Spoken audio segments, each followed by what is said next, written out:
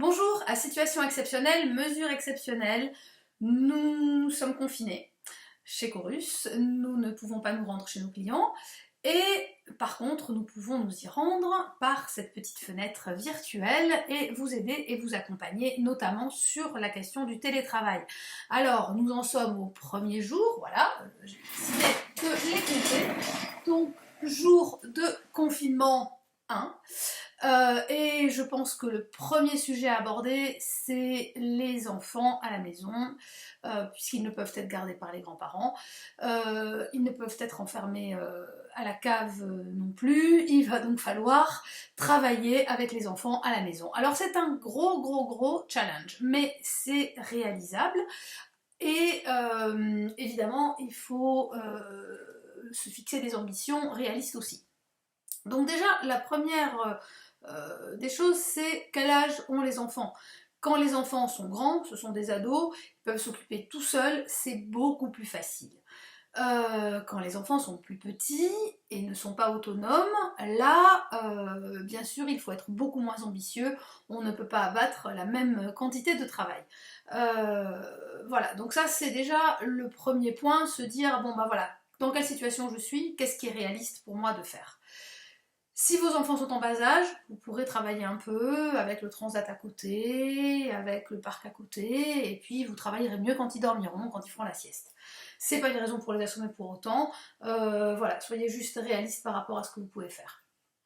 Les enfants plus grands, et s'il y a des plus petits, bah, c'est l'occasion de les impliquer aussi pour qu'ils prennent un peu le relais et s'occupent des plus petits. Et enfin, si vous n'avez que des enfants grands, eh bien il va falloir leur expliquer d'une manière générale qu'est-ce qui se passe. Pourquoi on est tous à la maison? On n'est pas tous à la maison parce qu'on est en vacances, on est tous à la maison alors qu'on doit réaliser les activités qu'on réalise normalement quand on n'y est pas. Ça veut dire que vous devez travailler, les enfants doivent aussi travailler et on doit passer des moments où on doit aussi s'amuser et on doit aussi réaliser des tâches ménagères.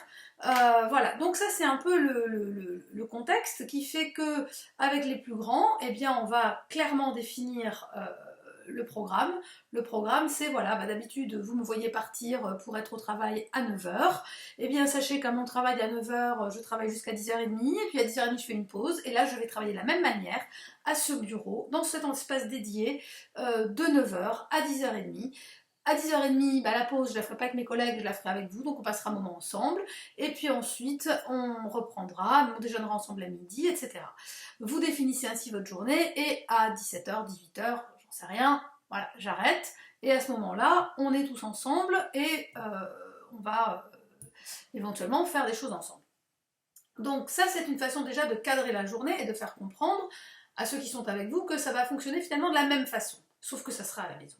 Donc eux, de la même manière, vont devoir aussi s'occuper.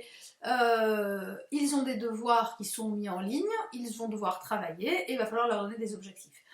Ne vous énervez pas, s'ils ne les réalisent pas, responsabilisez-les au maximum parce que vous ne pouvez pas être à la fois derrière eux et derrière vous, derrière votre travail.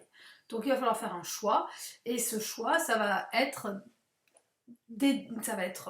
décidé, si vous voulez, sur votre capacité à les suivre ou pas. Si vous avez énormément de temps libre, eh bien c'est l'occasion de travailler énormément avec eux, revoir les bases, etc. Si ce n'est pas le cas, il va falloir être moins exigeant et leur fixer des objectifs. Voilà, donc un petit peu comment vous pourrez fonctionner avec vos enfants à la maison. Le plus important, c'est aussi la gestion des tâches ménagères, puisque on va devoir tous les partager. Il n'est pas question que vous fassiez tout, donc c'est l'occasion d'impliquer les enfants et ils apprendront. Alors évidemment, ils vont se rebeller, le plus facile c'est de ranger derrière eux, mais c'est aussi l'occasion de leur apprendre ces choses-là, plus que finalement on ne le ferait si on travaille et on se dit bah, j'ai plus vite fait de faire les choses moi-même. Là, on a peut-être l'occasion de les impliquer un peu plus là-dessus.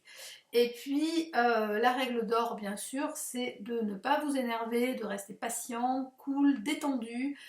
C'est pas facile, mais plus vous vous énerverez, plus le climat sera désagréable pour tout le monde. Donc vraiment, apportez de la gaieté, de la bonne humeur. Si vraiment vous n'arrivez pas à travailler, tant pis, lâchez l'affaire.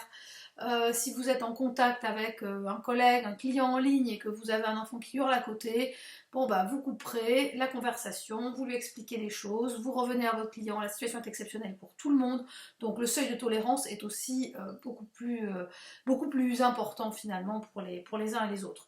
Voilà, donc nous aborderons ces sujets chaque jour sur des petites vidéos. Si vous avez des suggestions, des besoins, faites-les remonter en commentaire et à ce moment-là, je pourrai ajuster le programme le programme thématique que je peux aborder avec vous. Je vous souhaite une bonne journée et à demain!